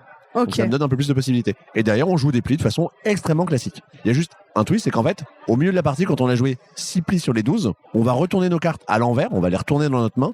Et en fait, nos cartes changent de valeur. Les 1 deviennent des 7 et les 7 deviennent des 1. Les 6 deviennent des 12, les 12 deviennent des 6. Et justement, tout le but va être d'essayer de construire sa main au fur et à mesure de la partie en pensant à ce changement pour se rapprocher de notre pari. Et en fait, c'est vraiment une sorte de skulking qui est extrêmement épuré. On retire le truc un peu perturbant de skulking qui est d'estimer son pari quand on n'a pas l'habitude. Au final, c'est pas si simple que ça. Là, on lance des dés et c'est tout simple. Et du coup, on est vraiment en train d'essayer de survivre, de dire je commence à faire des plis, mais pas trop. Et on est en train un peu de lutter pendant la partie, un peu comme dans Robotrick, mais en beaucoup, beaucoup plus simple. Et pour l'instant, j'en ai fait qu'une partie, mais j'en attendais pas grand chose, mais j'ai vraiment beaucoup, beaucoup aimé. J'avoue que j'ai envie d'y rejouer et d'en refaire pas mal de parties. Je sais pas ce que t'en as pensé, toi, Hammer. Ouais, non, je partage vraiment ce que t'as dit. C'est vrai que les jeux de plis, on doit faire des paris. Quand t'as pas l'habitude des jeux de plis, de lire, de savoir lire ta main, tout ça, c'est toujours difficile. Là, le jeu te dit, ok, ne t'occupe pas de ça. Voilà, je fixe ton objectif pour toi. T'as lancé les dés, tu fais ça ou ça.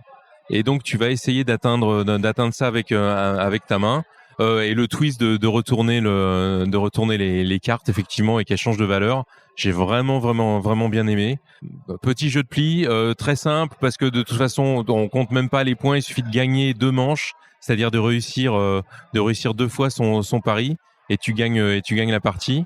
Vraiment très bonne impression. Celui-là, je l'ai vraiment bien aimé, ouais. Et magnifique, encore une fois, encore dans un style très très différent. On dirait des dessins un peu comme sur des totems de natifs américains. Ouais. C'est vraiment splendide. Les cartes qui sont bicolores, mais en gros, on va avoir des cartes qui sont rouge et orange, jaune et vert cacadois. En fait, des teintes de couleurs qui sont très proches, donc on va pas les confondre non plus. C'est vraiment splendide.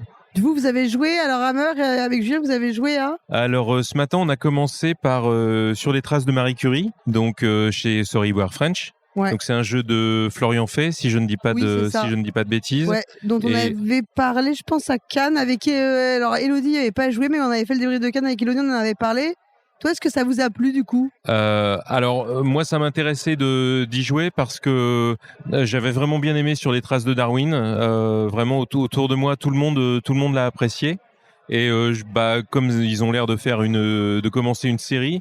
Je voulais voir un petit peu de quoi il s'agissait. Et écoute, j'ai pas été déçu. Les mécaniques de jeu sont complètement différentes de Darwin. Ça n'a absolument rien à voir. Ce n'est une gamme que pour le visuel et le fait que ça s'intéresse à une personne. Exactement. Alors je dirais la star du jeu pour moi, c'est la tour à cube. Parce que effectivement, il y a une tour à cube dans laquelle on va mettre des ressources au début de son tour, et puis elle va recracher ce qu'elle veut bien recracher. Moi, je sais que les jeux avec des tours à cube, des fois, ça marche pas bien. Parce que la tour, franchement, c'est le côté aléatoire du jeu, quoi. Le reste, c'est assez déterminé. Il y a les cartes, mais c'est le côté aléatoire qui rend le jeu plus facile et plus amusant, je dirais presque, parce que t'es pas du tout sûr de ce qui va sortir, parce que la tour AD, comme tu t'apprêtais sûrement à le dire, marche vraiment bien, quoi. Oui, absolument. La tour à cube, pardon. Absolument. Tu sais vraiment pas ce qui va ressortir. Et donc, t'es obligé de t'adapter. Ouais. Le reste, c'est du assez classique, hein. On va pas se mentir. Ce qu'on appelle le buitage. Oui, c'est du boubouitage, c'est clair. T'as 3 types de ressources et puis 2 noirs, ça donne un machin, etc. Et donc, tu vas essayer d'aller vers les ressources les plus rares et les plus précieuses qui, au final, vont être transformées en points de victoire. D'ailleurs, on marque très peu de points de victoire pendant la partie. J'ai été assez surpris, hein. Nous, notre partie à 4, les scores, c'était 10, 9, 8, 7, quelque chose comme ça. C'est ça à peu près. Ouais. Voilà. Et puis, mais t'as un petit effet aussi de contrôle du timing, parce que t'as certaines... donc, il y a une petite horloge qui se balade sur une frise... qui retrace la vie de Marie Curie. Voilà, une frise chronologique qui retrace la vie de Marie Curie. Et puis, certaines cartes que tu prends, certains effets vont faire avancer cette horloge. Et t'as le sentiment d'avoir un petit contrôle sur le timing du jeu, qui va se terminer quand tu arrives au bout de cette frise chronologique. Moi, plutôt une bonne sensation, oui, absolument. Même si, encore une fois, très classique, hein, des cartes avec des effets, rien de révolutionnaire. mais moi j'ai trouvé que c'était un bon opus. Et puis comme pour Darwin, l'édition est encore aux petits oignons, moi je trouve. Hein. Moi c'est vraiment ce qui me plaît.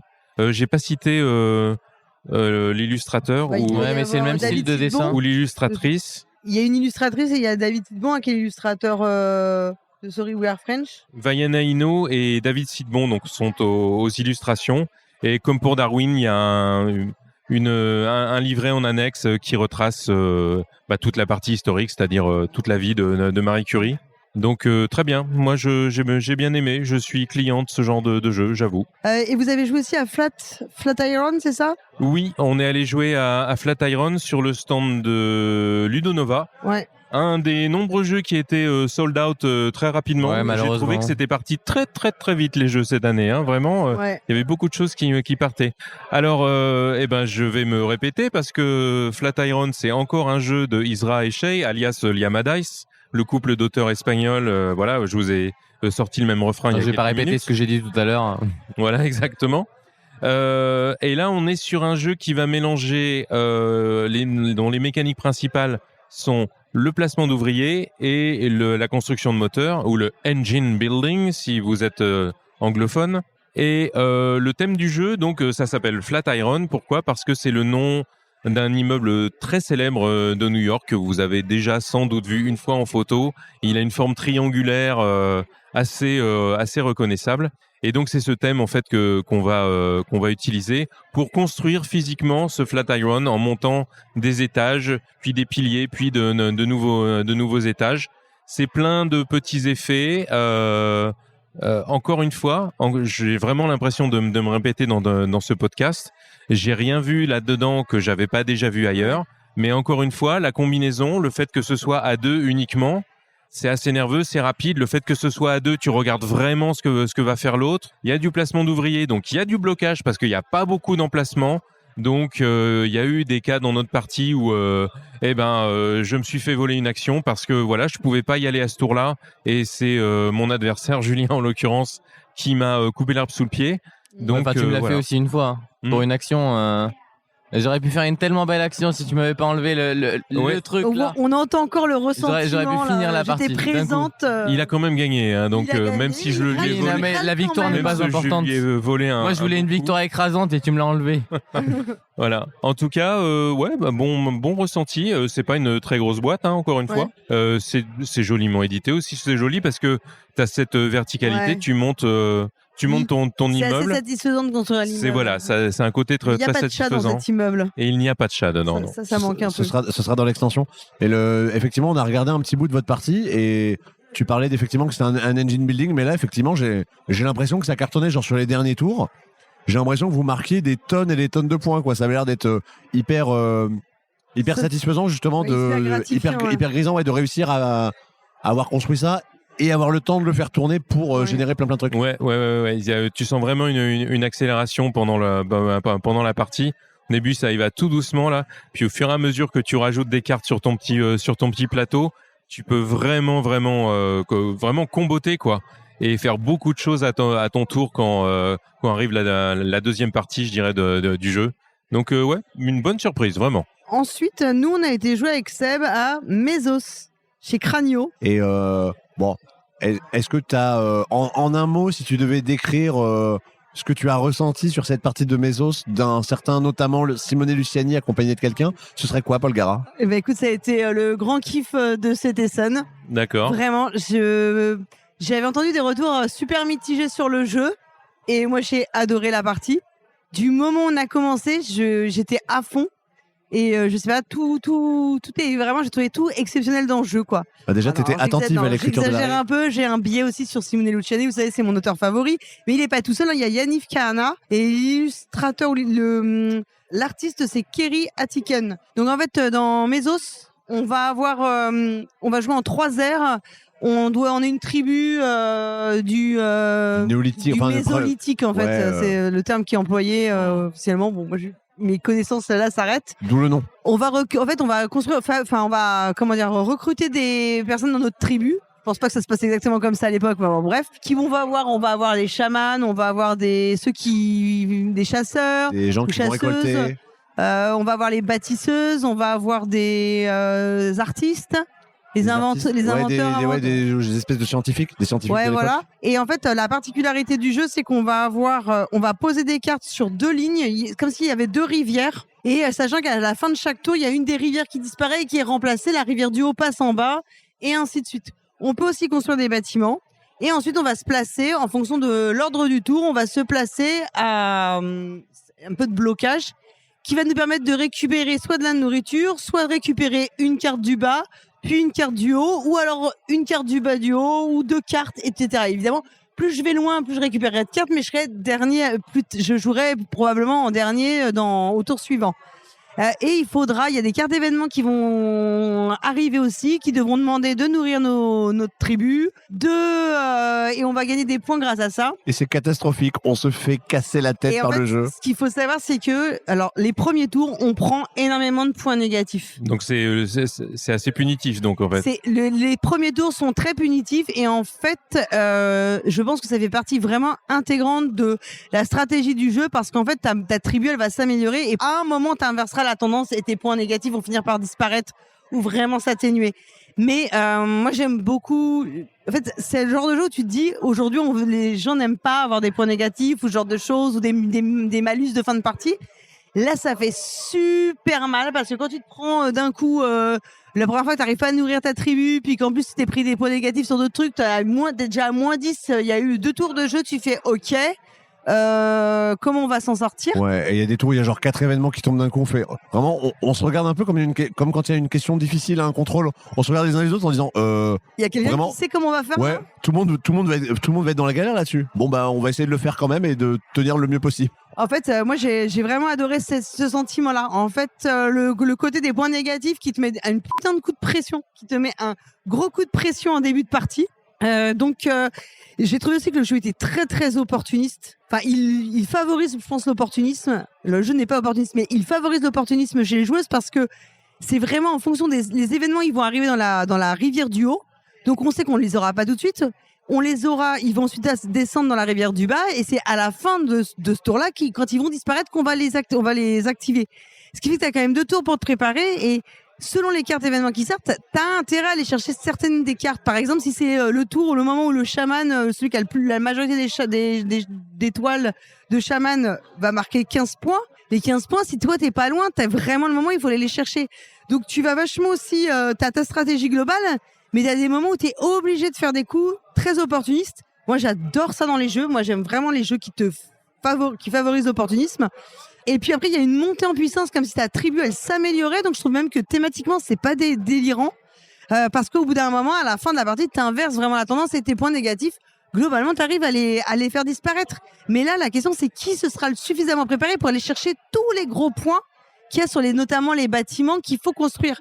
Et moi, j'ai vraiment aimé. J'ai aimé cette double rivière qui te permet de te préparer, mais où c'est quand même assez rapide.